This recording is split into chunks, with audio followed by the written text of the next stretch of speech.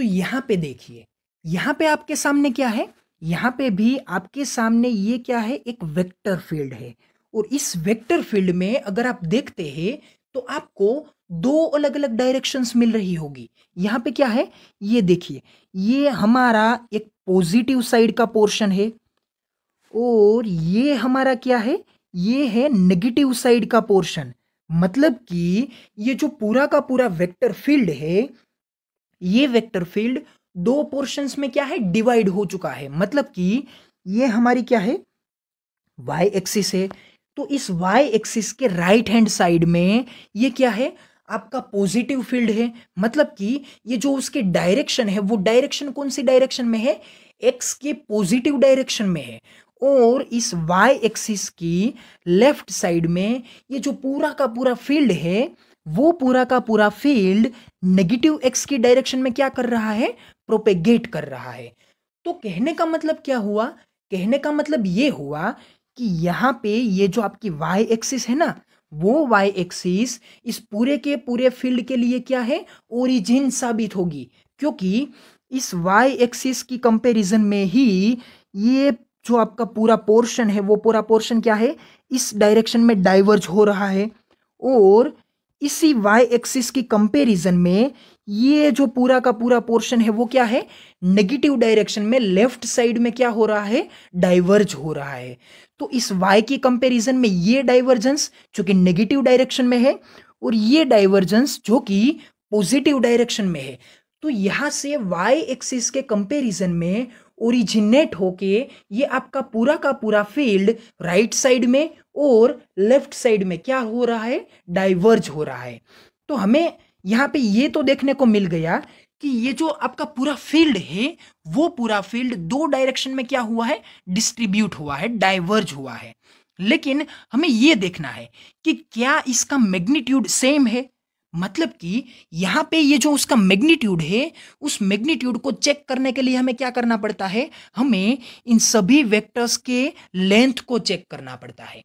तो जैसे कि आप इन सभी वेक्टर्स के लेंथ को देखते हैं, तो ये जो येलो कलर्स के सभी वेक्टर्स है, उन सभी वेक्टर्स की लेंथ कितनी है, तो उन सभी वेक्टर्स की लेंथ इस बॉक्स की कंपैरिजन में हाफ है। मतलब कि ये जो लेंथ होगी वो क्या होगी, 1/2 यूनिट होगी। मतलब कि 1/2 यूनिट होगी।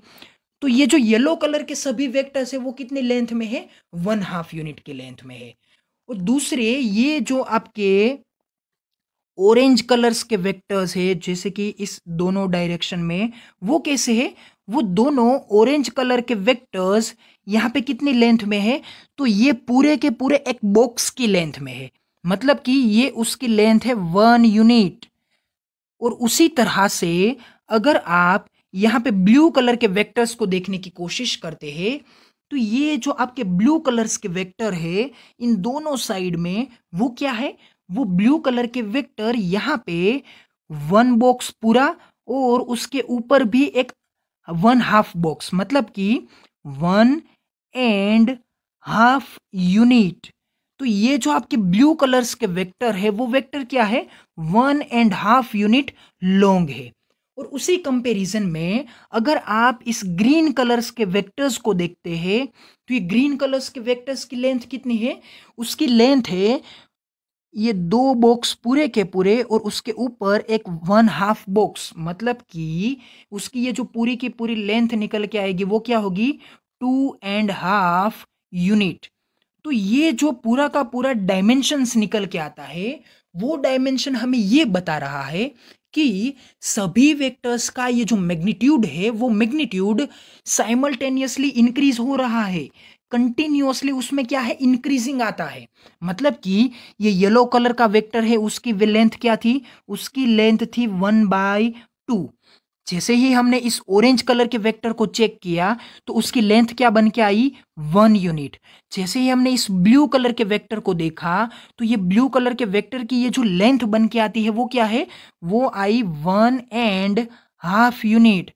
और इस ग्रीन कलर के केस में क्या हुआ, ग्रीन कलर के केस में 2.5 यूनिट बन के आती है।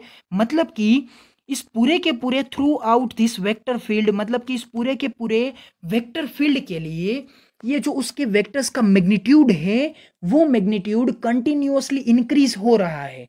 तो इसका कहने का मतलब ये है कि ये वेक्टर फील्ड यूनिफॉर्म तो नहीं है, क्योंकि जैसे कि हमने पहले देखा था, अगर वेक्टर फील्ड यूनिफॉर्म होता तो उनके केस में ये जो पूरा का पूरा वेक्टर होता है, वो जो सभी वेक्टर्स होते हैं सिंगल सिंगल वेक्टर, उन सभी की लेंथ क्या आती है, एग्जैक्ट सेम आती है। तो इसे हम क्या बोल सकते हैं कि वो वेक्टर का फील्ड यूनिफॉर्म है। लेकिन यहाँ पे सभी वेक्टर्स की लेंथ इक्वल नहीं है, तो उसके कारण क्या होगा, उसके कारण ये जो आपका फील्ड है वो फील्ड यूनिफॉर्म नहीं होगा। तो अगर ये फील्ड यूनिफॉर्म नहीं है तो उसका फंक्शन कोई वेरिएबल के साथ रिप्रेजेंट होना चाहिए। यस, तो उसका फंक्शन एक वेरिएबल को कंसिस्ट करना चाहिए। तो उसका फंक्शन क्या हो सकता है, तो इस वेक्टर फील्ड के लिए जो उसका फंक्शन बन के आता है वो क्या है, वो कुछ इस तरह से है। फंक्शन क्या है, F of X Y. F of X Y मतलब कि ये एक्स और वाई दोनों के प्लेन में क्या हो रहा है, वेरिएबल हो रहा है। तो उसका इक्वेशन क्या बनता है, F of X Y is equals to 1/2 X time I caret. मतलब कि ये जो पूरा का पूरा फंक्शन है, पूरा का पूरा वेक्टर फील्ड है, ये वेक्टर फील्ड किसके ऊपर डिपेंडेंट है, वो डिपेंडेंट है एक्स कंपोनेंट के ऊपर। तो अगर ये एक्स कंपोनेंट के ऊपर वेरिएबल है तो इसका मतलब ये होगा कि अगर इस इक्वेशन में मैं x की वैल्यू पॉजिटिव पुट करता हूं, मतलब कि x की इन प्लेस में मैं अगर +1 +2 +3 कुछ इस तरह से पॉजिटिव वैल्यूज यूज करता हूं, तो ये जो पूरा का पूरा फंक्शन है उसका आंसर क्या बन के आएगा, उसका आंसर बन के आएगा पॉजिटिव। तो उसके कारण क्या होगा, उसके कारण आपको जो आंसर मिलेगा वो आंसर पॉजिटिव मिलेगा। तो मतलब ये हुआ कि ये जो आपका राइट हैंड साइड का इतना पूरा का पूरा वेक्टर फील्ड है वो क्या रिप्रेजेंट करता है, वो पॉजिटिव एक्स की वैल्यू को रिप्रेजेंट करता है। तो हम जानते ही है कि राइट हैंड साइड में एक्स डायरेक्शन में एक्स एक्सिस के ऊपर जो भी कोऑर्डिनेट्स आते हैं वो क्या होते हैं, एक्स एक्सिस की कंपैरिजन में पॉजिटिव होते हैं। तो मतलब ये हुआ कि ये जो आपका पूरा का पूरा एरिया है वो पॉजिटिव एक्स की कंपैरिजन में पॉजिटिव डायरेक्शन के वेक्टर्स को क्या करता है, रिप्रेजेंट करता है। लेकिन अगर इसी कंपेरेटिव केस के अकॉर्डेंस में मैं नेगेटिव एक्स को अगर कंपेयर करता हूं या फिर नेगेटिव एक्स को यूज करता हूं तो क्या होगा, तो यहां पे आपके इस इक्वेशन में 1/2 एक्स आई कैरेट में जो भी आंसर बन के आएगा वो इस नेगेटिव एक्स के कारण इस फंक्शन को क्या आंसर देगा, नेगेटिव आंसर देगा। तो उसके कारण आपको जो भी रिजल्टेंट आंसर मिलेगा, रिजल्टेंट वेक्टर बन के आएगा, वो वेक्टर कौन सी डायरेक्शन में होगा, वो यहां पे इस फील्ड की कंपैरिजन में आएगा। तो कहने का मतलब यहां पे ये साबित होता है कि ये जो आपका वेक्टर फील्ड है, ये वेक्टर फील्ड 100% एक्स कोऑर्डिनेट की कंपैरिजन में क्या है, वेरिएबल है। तो यहां पे जैसे ही आप एक्स एक्सिस का यूज करते हैं, एक्स कंपोनेंट का अलग अलग यूज करते हैं, तो वो आपको आंसर क्या देता है, वो आपको अलग अलग आंसर देता है। लेकिन आपने एक बात यहां पे नोटिस की होगी कि ये जो आपका पूरा का पूरा वेक्टर का पॉइंट है, मतलब कि इस वाई एक्सिस के इस 1 2 3 और 4th यूनिट के लिए, मतलब कि ये क्या है, 4th यूनिट है। तो इस 4th यूनिट के लिए इस डायरेक्शन में जो भी वेक्टर्स है उसी वेक्टर्स की मिरर इमेज यहां पे फ्लिप होके कहां पे है, इस डायरेक्शन में है। तो मतलब ये साबित होता है कि ये जो आपका फंक्शन है वो फंक्शन यहां पे भी y एक्सिस की कंपैरिजन में वेरिएबल नहीं है, क्योंकि इसके फंक्शन में y एक्सिस का कंपोनेंट है ही नहीं।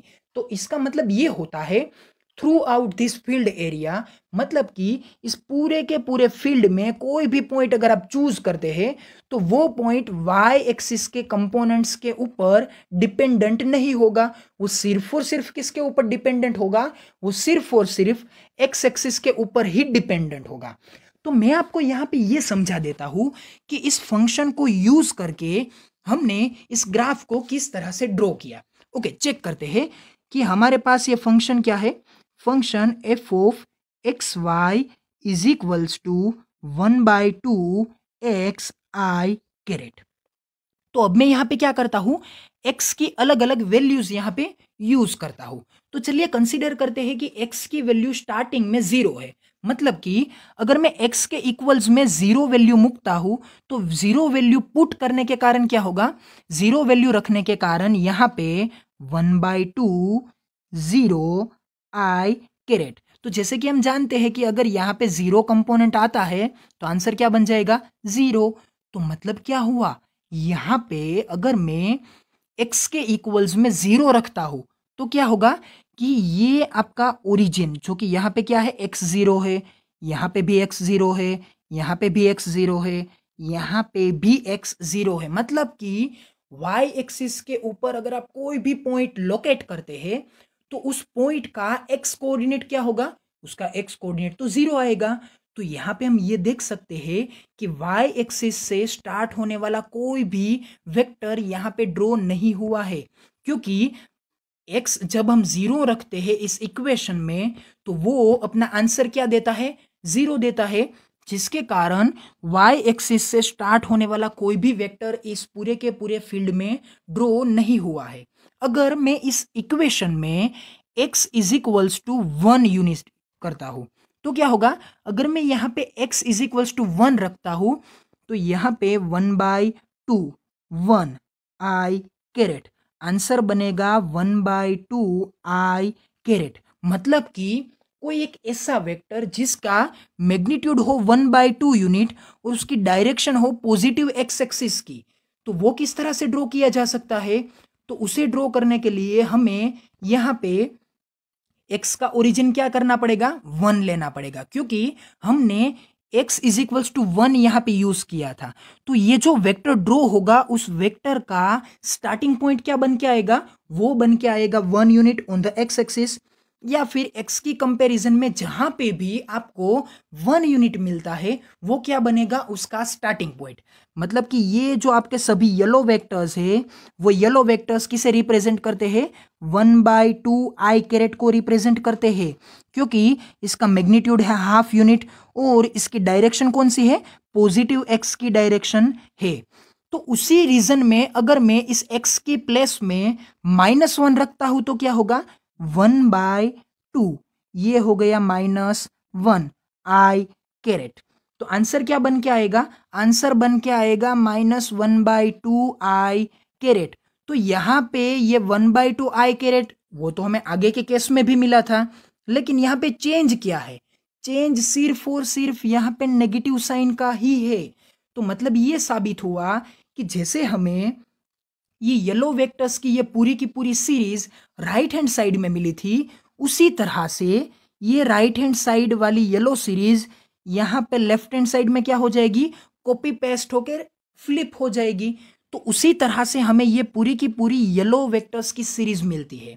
अगर मैं इस फंक्शन में x के प्लेस में 2 यूज करता हूं तो क्या होगा, जैसे मैं x के प्लेस में इस फंक्शन में 2 यूज करता हूं तो यहाँ पे आएगा 2, तो 2 और 2 कैंसल हो जाएंगे और इस आई वेक्टर के कारण हमें मिलेगा 1 टाइम आई कैरेट। तो ये इस फिगर में जो आपका ऑरेंज वेक्टर का सीरीज का ये जो ड्राइंग है, मतलब कि ये पोर्शन वो किसे रिप्रेजेंट करता है, वो रिप्रेजेंट करता है आपके एक्स, मतलब कि 2 यूनिट से स्टार्ट होने वाले, मतलब कि उसका ओरिजिन क्या होगा, ओरिजिन होगा ये आपका एक्स एक्सिस का 2 कोऑर्डिनेट, और यहां से स्टार्ट होके ये कितना डिस्टेंस ट्रैवल करेगा, वो 1 टाइम आई कैरेट, मतलब कि 1 यूनिट ट्रैवल करेगा। और कौन सी डायरेक्शन में, यहाँ पे हमने x is equals to +2 use किया था, जिसके कारण वो ट्रैवल करेगा पॉजिटिव x डायरेक्शन में। अगर हमने यहाँ पे -2 यूज किया होता तो वो कौन सी डायरेक्शन में ट्रैवल करता, तो वो कुछ इस तरह से ट्रैवल करके हमें इस फिगर का फ्लिप किया हुआ यहाँ पे पोर्शन मिलता। तो यहाँ पे आई होप कि आपको समझ में आया होगा कि हम फंक्शन में x के रिप्लेसमेंट में अलग अलग टर्म्स यूज करते हैं, अलग अलग कोऑर्डिनेट्स यूज करते हैं, और उस कोऑर्डिनेट्स को यहाँ पे हम क्या करते हैं, एज अ ओरिजिन कंसीडर करके इस ग्राफ में यूज करते हैं और इस ग्राफ को ड्रॉ करने की कोशिश करते हैं। तो उस वेक्टर का मैग्नीट्यूड कितना बन के आता है, तो वो मैग्नीट्यूड बन के आता है आपके फंक्शन के रिजल्टेंट आंसर के इक्वल में। तो उसी के कारण हमने यहाँ पे इस फंक्शन को यूज करके क्या किया, यहाँ पे हमने इस पूरे के पूरे इक्वेशन के यूज कर कर इस फील्ड को ड्रॉ करने की कोशिश की। लेकिन अभी हमें यहाँ पे ये देखना है कि आपका ये जो फील्ड है वो फील्ड पॉजिटिव डाइवर्जेंस में है, नेगेटिव डाइवर्जेंस में है, या फिर जीरो डाइवर्जेंस में है। तो हमें इस पूरे के पूरे फील्ड का डाइवर्जेंस चेक करने के लिए क्या करना पड़ेगा, वही रिपीट किया हुआ कंसेप्ट कि डाइवर्जेंस ऑलवेज आपको कहां पे मिलता है, एक स्पेसिफिक पॉइंट के नियरर में मिलता है। तो जैसे ही आप एक स्पेसिफिक पॉइंट के नियरर में डाइवर्जेंस चेकआउट करने की कोशिश करते हैं, तो यहां पे क्या करना पड़ता है, आपको इस तरह से एक एरिया कंसीडर करना पड़ता है। तो देखिए इस एरिया में क्या है, इस एरिया में ये आपके दो येलो वेक्टर्स क्या कर रहे हैं, एंटर कर रहे हैं। मतलब कि ये जो आपके वेक्टर्स है वो क्या है, एंट्रेंस वेक्टर्स है। और ये जो आपके ऑरेंज वेक्टर्स है, वो ऑरेंज वेक्टर क्या है, वो आपके लिए एग्जिट वेक्टर्स है। तो यहां पे आपके पास एक एंट्रेंस वेक्टर है, दूसरा एग्जिट वेक्टर है। तो जैसे कि आपने इस एंट्रेंस वेक्टर में देखा, ये येलो वेक्टर है, और येलो वेक्टर का मैग्नीट्यूड कितना था, येलो वेक्टर का मैग्नीट्यूड था 1/2 i कैरेट। मतलब कि यहां पे मैं डायरेक्शंस की तो जरूरत नहीं है, क्योंकि दोनों की डायरेक्शन क्या है, दोनों की डायरेक्शन यूनिफॉर्म है, एक ही डायरेक्शन में है। तो हमें यहाँ पे सिर्फ और सिर्फ किसका काम है, यहाँ पे सिर्फ और सिर्फ इसके मैग्नीट्यूड का ही काम है। तो मैग्नीट्यूड कितना है, मैग्नीट्यूड है 1/2 यूनिट, किसका, इस एंट्रेंस वेक्टर का। और यहाँ पे ये जो आपका एग्जिट वेक्टर है, उस एग्जिट वेक्टर का मैग्नीट्यूड कितना बनेगा, उसका मैग्नीट्यूड बनेगा 1 यूनिट, क्योंकि ये जो आपका ऑरेंज वेक्टर है, वो ऑरेंज वेक्टर 1 बॉक्स तक की लेंथ को क्या करता है, कंसिस्ट करता है। तो उसका जो मैग्नीट्यूड है वो कितना है, 1 यूनिट है। तो ये बन गया एग्जिट वेक्टर का मैग्नीट्यूड। तो यहाँ पे कुछ मैजिक हो रहा है। क्या मैजिक है, देखिए ये एंट्रेंस का मैग्नीट्यूड था 1/2, एग्जिट का मैग्नीट्यूड है 1।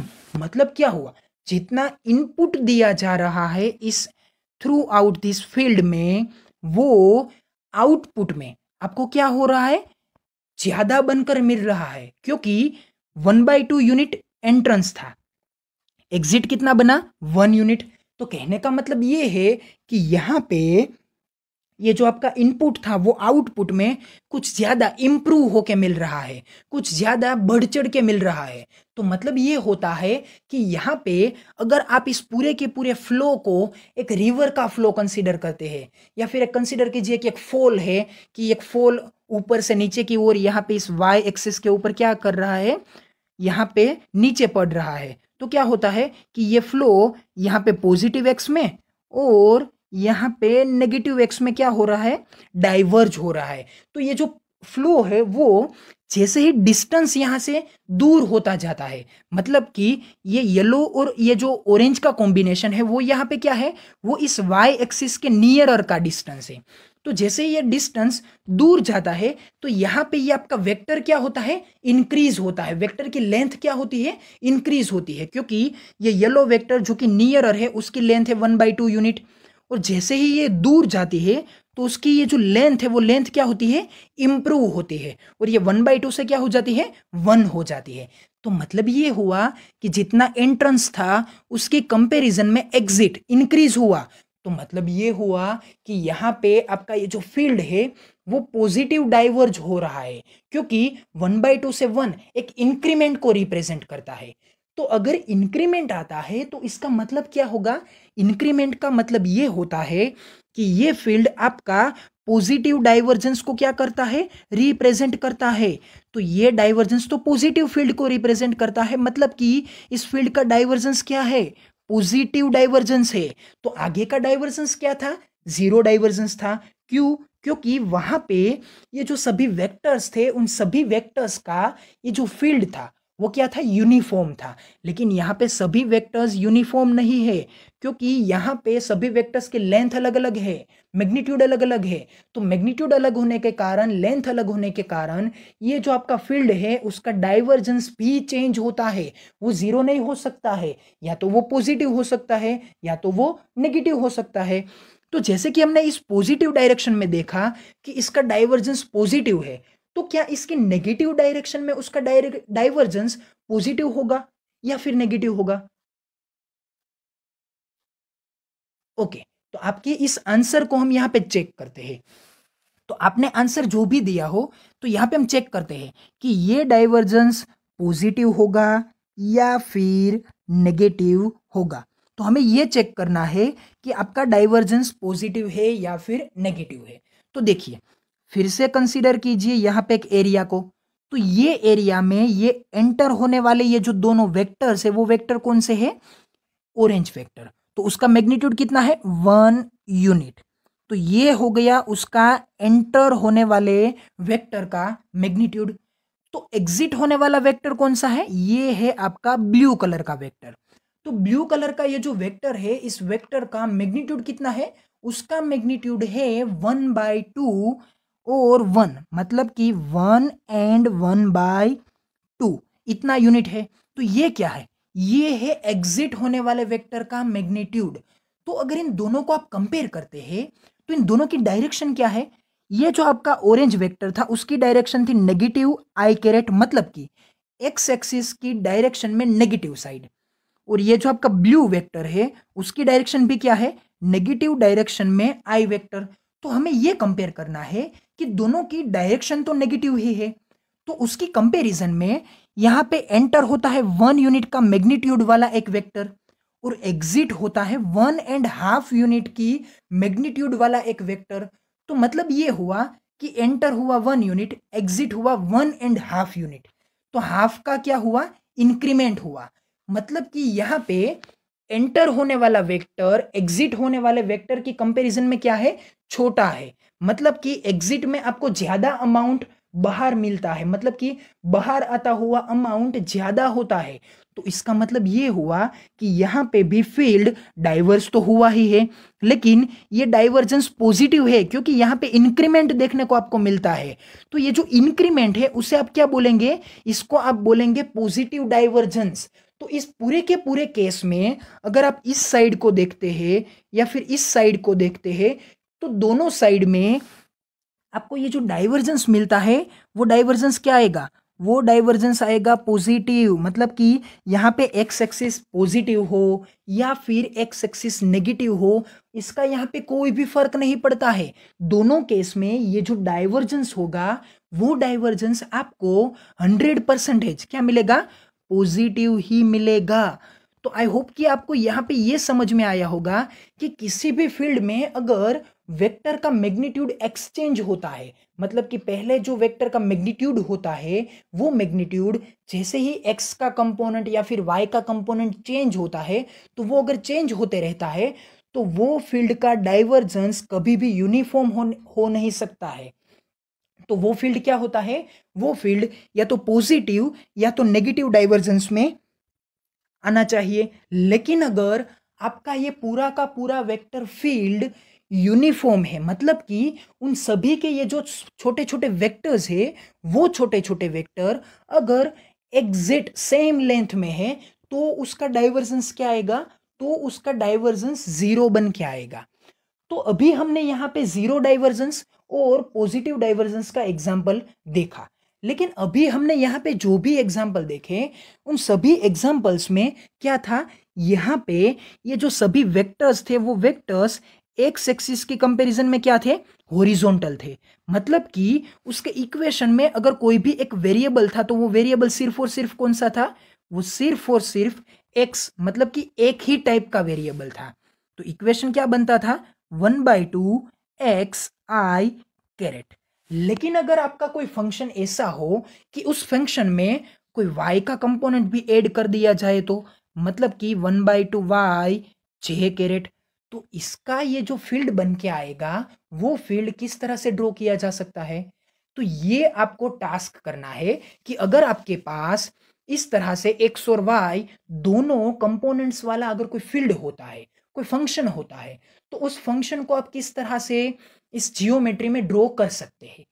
तो मतलब हमें ये समझाना है कि अगर हमारे पास एक ऑर्डिनरी फंक्शन होता है तो इस ऑर्डिनरी फंक्शन का तो हम यहाँ पे डाइवर्जेंस चेक कर सकते हैं इस तरह से कि यहाँ पे आप चेक कीजिए कि इस एरिया को, यहाँ पे चेक कीजिए कि इसके एंटर होने वाले वेक्टर कौन से हैं और यहाँ से एग्जिट होने वाले वेक्टर कौन से हैं। तो इन दोनों को कंपेयर करके आप ये बोल देते हैं कि इसका डाइवर्जेंस पॉजिटिव है, नेगेटिव है या फिर जीरो है।